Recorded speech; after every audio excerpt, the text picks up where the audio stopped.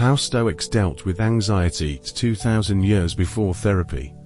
Cognitive behavioral therapy. The most widely used, most clinically proven form of therapy on the planet, was not invented in the 1960s. It was invented twice, once by a psychiatrist named Aaron Beck, and once, almost 2,000 years earlier, by a crippled former slave with no formal training, no clinic, and no diploma. Just a wooden staff, and a small room full of students in Roman Greece. His name was Epictetus, and what he taught, word for word, is close enough to modern therapy that Beck himself credited him directly. Today, we're looking at how people managed anxiety a full 2,000 years before a single therapist's office existed. Here's the sentence that started it.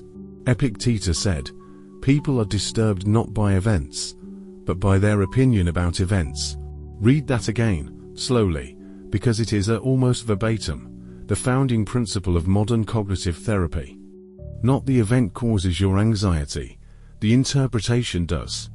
Change the interpretation, and the same event stops producing the same anxiety. This wasn't a metaphor to the Stoics, it was a diagnosis.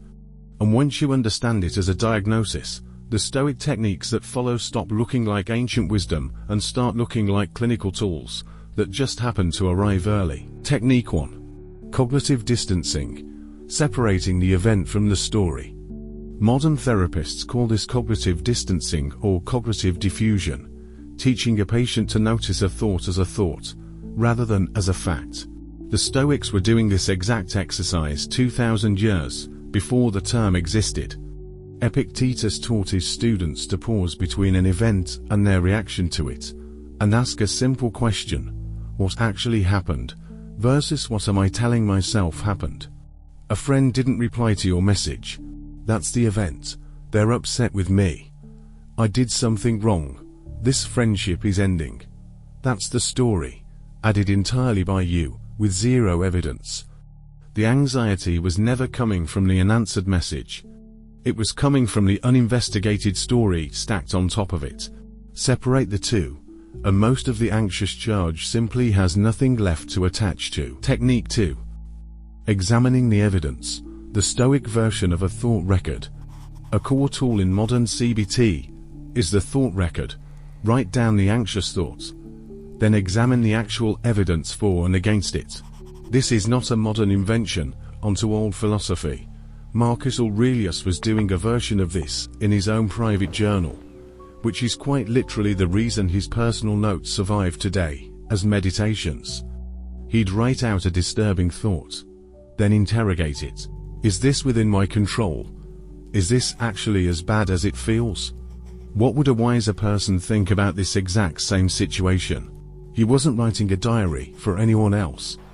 He was running a nightly audit on his own anxious thinking, on paper, using close to the same structure a modern therapist would hand you as homework.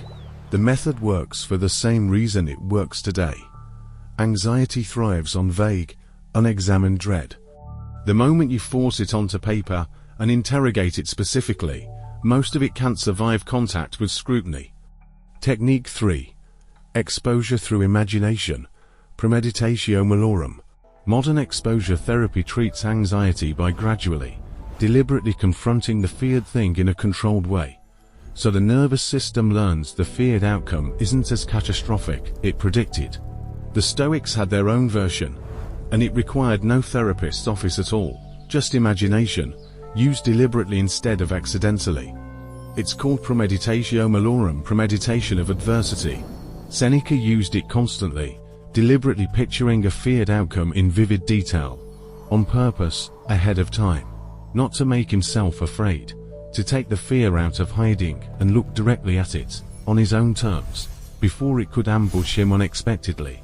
This is functionally identical to what a modern anxiety therapist calls imaginal exposure, confronting a feared scenario in the safety of controlled imagination, so the real version, if it ever arrives, has already been faced once. The Stoics didn't have the clinical vocabulary. They had the technique, correctly built, roughly 18 centuries before therapy rooms existed to formalize it. 3 techniques. Separate the event from the story you added to it. Interrogate anxious thoughts on paper, instead of letting them run unexamined in your head. And deliberately face a feared outcome in imagination, on your terms, before it can catch you off guard. None of this makes Stoicism a replacement for therapy. If you're dealing with real clinical anxiety, a trained professional matters, and these techniques work well alongside that kind of support, not instead of it. But it does mean the core insight, that suffering comes from interpretation, not just from events, was correctly diagnosed long before anyone had a name for it. 2,000 years. And the diagnosis hasn't changed. Only the vocabulary has. If this gave you a new way to see an old feeling, subscribe. Daily Stoic Wisdom brings you one idea like this every week.